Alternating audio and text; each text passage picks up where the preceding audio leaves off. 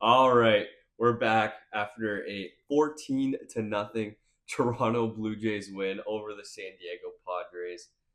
Jays are back to 500. Big, obviously, 14 runs. Like, what are we going to talk about other than that tonight? Man, those Padres are reeling right now. They've lost five in a row, back-to-back shutouts at the hands of the Blue Jays. I love it. I love to see it. What a game to watch.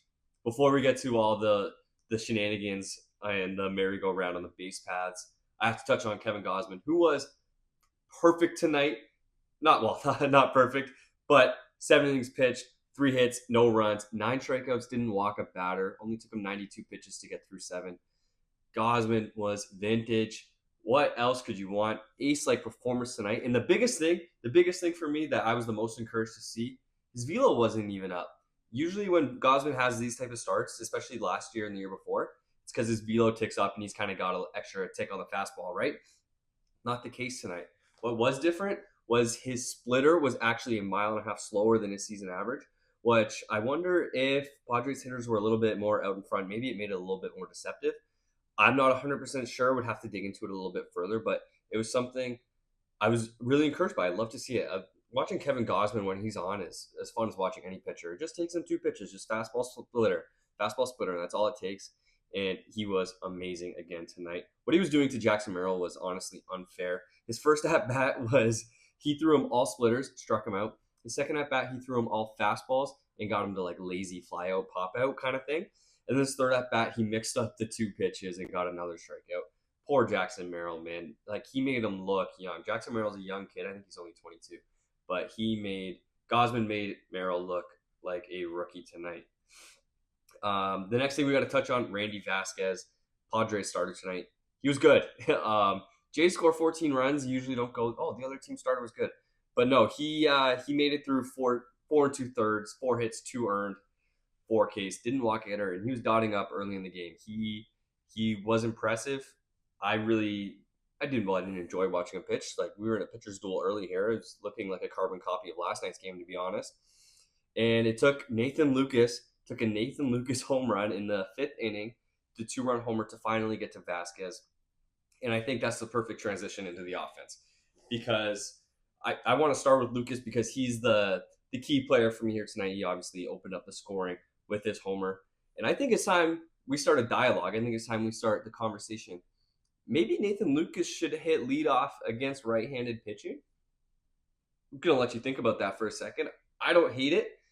Like against right-handers, against lefties, I don't really feel the need to see it. But he was 3 for 4 against tonight. Obviously, the 2-run homer, and he's got his OPS up to 809 on the season. That's pretty good. He's hit 4 home runs. That's four times as many as he hit last season. Very capable defender in a corner. Listen, I think against right-handed pitching, it might be time to test it out. Like, think about how much longer the lineup looks if we can either slot everybody down one and Bo hits second, Vlad hits third, or Bo maybe hits cleanup, Springer hits fifth, or Bo hits fifth. I don't know. I'm just spitballing here. Maybe Bo can hit third and we can just bump Varsho down. There's a lot of different ways you can do it. And that's the thing. The lineup is looking a lot longer now.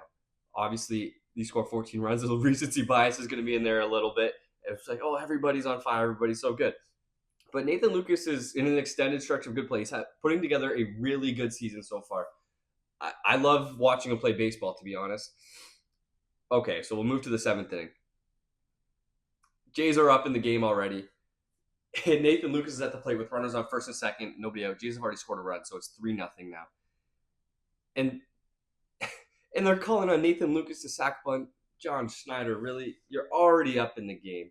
It's not like we don't need to play for one more run. They ask him to sac bunt, and he doesn't get it down. He gets to 2 strikes. I think it's a 2-2 count. And they ask him to bunt again with 2 strikes. And obviously he gets it down, and it ended up working out because it turned into a 5-run inning for the Jays. So you love to see it, I guess. Like anytime something works out, I'm not gonna throw up too big of a fuss. Okay, like it's okay. But I really don't think we needed a sac bunt in the situation, and I really don't think it was something I wanted to see, especially with 2 strikes. Like the possibility of him fouling out like on a bunt is honestly too great for me.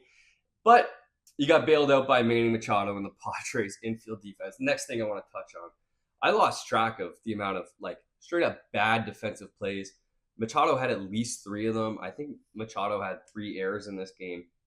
Like he swiped that one on an Ernie chopper, didn't even get close. Like a Bo chopper bounced over his head. When do you see that happen to an infielder, bounce over his head? And then he had the throwing error on the Springer grounder to lead to more runs for the Jays. Like the Padres could have been out of that inning. And it wasn't just Machado. Like Cronenworth booted a ball, which obviously can't happen, and it led to a 5-run inning. Kind of put this game out of reach. It was 7-0. Well, we were in a pitcher's duel through 6 innings, 6.5 innings, and then the Jays blew it open. The Padres fell apart. It was fun to watch for us, but tough to watch if you're a fan of that team. The other thing that happened in the 7th inning I have to touch on real quick is Anthony Santander left the game. It was left hip tightness or inflammation, left hip inflammation. So Jonathan Clase pinch hit for him. Obviously sucks to see Santander leave the game. He was turning it around. He had another ball off the wall early in the game today, right before the Lucas homer. So it sucks. We're hoping Santander's good for tomorrow, but based on the way he's been playing, and he did miss a couple games in the Seattle series. I think he missed a game last week against either the Tigers or Rays as well. Not the most hopeful about that. Hoping all the best. So Jays up 7-0 heading to the 8th, and they put it to bed, as you expect them. They score a run. Varsho hits the grand slam, which is one thing I really want to touch on super quick. Love to see him make an adjustment. In the 7th inning, he struck out against Alec Jacob. Broadcast showed him smash his bat against the bat rack in the dugout, breaking it actually. And it's tough in a blowout game. Like it's easy to let your focus slip like that, like Varsho did against a pitcher like Alec Jacob, who is funky. He throws from a weird arm slot, like super sidearm, almost submarine-ish, and then also throws super slow. He's only in the mid 80s with his fastball, right? So easy to let your focus slip into that bat like that, and Varsho did. Alec Jacob got him. But in the next at-bat, in the 8th inning, Varsho got another chance to see him, and he made him pay. Made the adjustment, hit a bomb, way gone to center field. His 7th of the year, leads the team now. Obviously, anytime you hit a grand slam, it's always pretty fun. So, yeah, it was a good thing to see for Varsho. We got a little position player pitching action to pile on the last 2 runs. Make it 14-0. It's going to be Bowden Francis versus Stephen Kolek tomorrow. Jays are going for a sweep against a good team. The Padres are reeling right now, but they're a good team. Go bury them tomorrow. I'll talk to you tomorrow night.